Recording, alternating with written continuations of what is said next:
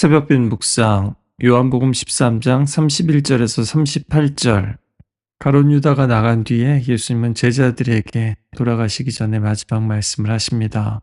지금 예수님이 영광을 받으셨고 하나님께서도 예수님으로 말미암아 영광을 받으셨다고 하십니다. 우리는 영광하면 시상식부터 떠오릅니다. 성공해서 인정받은 사람들이 받는 박수갈채 같은 것이죠. 그런데 예수님께서는 배신의 밤, 죽음의 그림자가 드리운 밤에 영광을 받으셨다고 하십니다. 배신을 당하고 죽음으로 걸어가는 길이 영광의 시작이라니 얼마나 이해하기가 어렵습니까? 요한복음에서의 영광은 부활 이후가 아니라 십자가를 포함하는 그 사건 전체를 가리킵니다. 예수님에게 십자가는 억울하게 당한 패배가 아닙니다. 우연한 비극도 아닙니다. 예수님은 억지로 끌려가신 게 아니라 스스로 내어주셨습니다. 하나님을 사랑하고 순종하심으로 아버지를 영화롭게 하십니다. 영광은 바로 십자가 안에서 드러납니다. 물론 십자가는 고통의 자리입니다. 그러나 바로 거기가 하나님의 사랑이 가장 환하게 드러나는 자리가 될 겁니다. 아버지의 뜻 안에서 고난의 길을 걷는 사람, 십자가의 길을 걷는 사람은 세상에서 패배하는 것처럼 보여도 이미 가장 영광스러운 사람입니다. 때론 우리도 병상에서 실패했을 때, 오해를 받을 때, 눈물을 흘리며 기도할 때, 아무도 몰라주는 순종의 자리에서 주님은 여전히 말씀하십니다. 하나님은 여전히 영광을 받으시고 또 우리를 영화롭게 하신다고 말입니다. 지금도 하나님의 뜻은 무너지지 않습니다. 지금도 하나님의 사랑은 패배하지 않습니다. 그러나 십자가와 영광을 분리하면 하나님의 구원이 무엇인지 그 복음의 정수를 놓치게 됩니다. 우리가 진정한 영광을 원한다면 예수님처럼 낮아지고 순종할 수 있어야 합니다.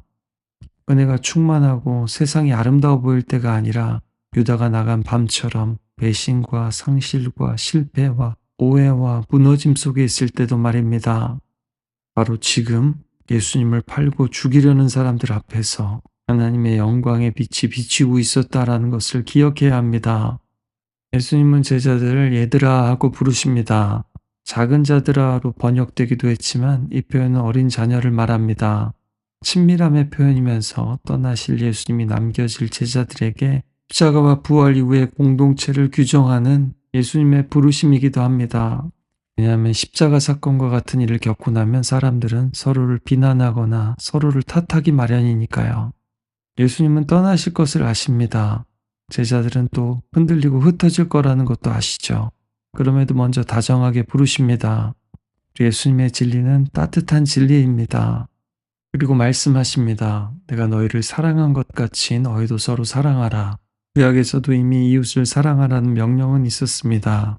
따라서 이것을 새 계명이라고 하시는 이유는 이전에 없었던 새로운 윤리라기보다는 예수님 자신이 보여주시고 증명하신 그 사랑을 말합니다.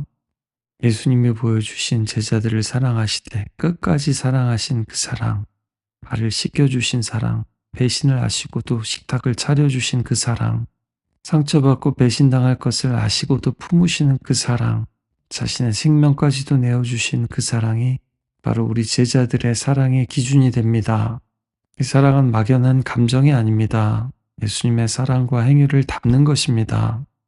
상대가 사랑스러워서 사랑받을 만한 자격이 있어서 내 마음에 들기 때문에 사랑하는 것이 아니라 도무지 이해되지 않아도 내가 먼저 그러한 사랑을 받았기 때문에 내가 흘려보내는 것입니다. 제가 어릴 때 교회에서 많이 부르던 축복송이 있는데요. 주의 사랑으로 사랑합니다. 형제 안에서 주의 영광을 보내 주의 사랑으로 사랑합니다. 가사가 이렇습니다. 나의 열심, 나의 사랑이 아니라 예수님께 사랑받은 바로 그 사랑으로 형제를 대하는 겁니다. 너희가 서로 사랑하면 이로써 모든 사람이 너희가 내 제자인 줄 알리라. 하지만 우리는 교회 안에서도 자꾸만 서로 자기가 옳다는 것을 증명하려고 하고 서로 지지 않고 이기려고 하고 심지어 누가 믿음이 좋은가 아닌가를 가지고도 서로 비교합니다. 그러나 세상 사람들은 우리가 전도하는 말보다 먼저 교회 다니는 사람들이 서로를 어떻게 대하는지 그 관계부터 봅니다. 사랑은 설명하기 전에 냄새부터 나는 겁니다. 많은 교회와 성도들이 안 믿는 사람들에게 어떻게 하면 좋게 잘 보일까 고민하지만 예수님은 오늘 단순하게 말씀하십니다. 내가 너희를 사랑한 것 같이 너희도 서로 사랑하라. 교리도 교단도 신학도 교회 중점 사역과 프로그램도 다 중요합니다. 영혼을 구원하는 일이니까요. 그러나 그 모든 것을 가졌지만 사랑하지 않고 분쟁하는 공동체도 오늘날 얼마나 많습니까? 반대로 다양성이나 규모나 화려함도 없지만 한 영혼을 사랑하는 공동체도 얼마나 많습니까? 예수님은 인자가 영광을 받으면 하나님이 그 안에서 또한 영광을 받는다고 하시고 하나님이 그를 또 영화롭게 하신다고 하십니다. 그리고 하나님 아버지와 예수님과의 관계는 예수님과 제자들의 관계로 또한 흘러갑니다. 따라서 이것은 사랑하라는 계명이기도 하면서 제자들에게 영광을 주시겠다는 놀라운 약속이기도 합니다. 근데 이쯤에서 베드로가 또 묻죠. 주여 어디로 가십니까? 예수님께서는 네가 지금은 나를 따라올 수 없으나 후에는 따라올 것이다 라고 말씀하십니다. 그래서 베드로가 주여 내가 지금은 왜 따라갈 수 없습니까?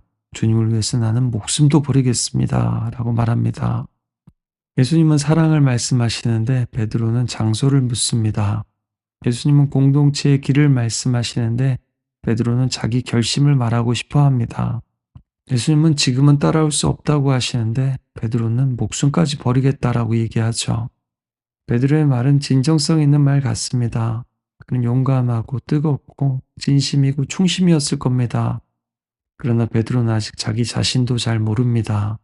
주님을 사랑한다고 말하지만 아직 자기 자신의 한계를 모릅니다. 그래서 예수님께서는 베드로의 고백을 그 고백대로 받아주시지는 않습니다. 네가 나를 위해 목숨을 버리겠느냐? 닭 울기 전에 네가 3번 나를 부인하리라 말씀하십니다. 베드로의 말을 무시하고 마음을 무너뜨리기 위한 말씀이 아닙니다. 오히려 진짜로 세우시기 위한 말씀이죠. 자신의 열정과 확신으로 예수님을 끝까지 따를 수 없다는 것을 가르쳐주고 싶으신 겁니다. 십자가 사건 전에 베드로의 주어는 나였습니다. 내가 목숨도 버리겠습니다. 나는 주님을 배신하지 않겠습니다죠. 십자가 사건과 부활하신 예수님을 만난 베드로는 달라집니다. 내가 주님을 사랑하는 줄 주님이 아십니다. 십자가를 통과한 사람은 주어가 바뀌어 있습니다. 나에서 주님으로요. 그리고 내가 그분을 먼저 사랑한 것이 아니라 그분이 나를 먼저 사랑하셨고 나의 구원과 믿음은 나의 결심이 아니라 은혜로 서게 된다라는 것도요. 우리도 베드로와 같을 때가 많죠. 주님 제가 하겠습니다. 제가 이제 잘 지키겠습니다. 이제는 흔들리지 않겠습니다. 그런데 막상 작은 문제와 두려움 앞에 무너집니다. 믿음이 없어서가 아니라 우리의 힘으로 믿음을 지키려고 했기 때문입니다. 주님을 사랑하지 않아서가 아니라 십자가 사랑으로 충분히 깨어지지 않았기 때문입니다.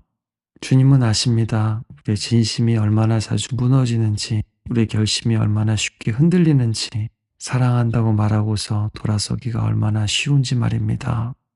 무서운 어둠이 혼란한 내 마음을 에워싼다. 오, 내가 고통당하되 죄짓지는 않게 하소서. 어쩌면 베드로는 목숨을 버리겠다는 말이 아니라 이 앤 브론테의 시와 같은 고백을 했었어야 됐을 겁니다. 자신만만하게 자신의 믿음을 증명하려고 하는 것이 아니라 자꾸 떨리는 마음으로 하나님께 매달리는 것입니다. 오늘 예수님은 영광, 사랑, 실패를 같이 말씀하십니다. 이 세 개가 따로 떨어져 있지 않습니다. 예수님의 영광은 사랑으로 나타나고 제자들의 실패는 그 사랑 안에서 다시 다루어집니다. 내가 할 수 없다는 것을 알 때 비로소 주님의 사랑이 얼마나 큰지 알게 됩니다. 오늘 말씀 기억하면서 함께 기도하기를 원합니다. 제가 생각하는 영광이 아니라 주님이 보여주신 영광을 보게 해주십시오. 말로만 사랑하는 것이 아니라 예수님의 방식으로 사랑할 수 있게 해주십시오. 또 나의 확신과 결단을 믿는 것이 아니라 이런 나의 못난 모습을 아시면서도 끝까지 사랑하시는 그 주님의 사랑과 신실하심을 믿게 하소서. 함께 기도하며 나아가겠습니다.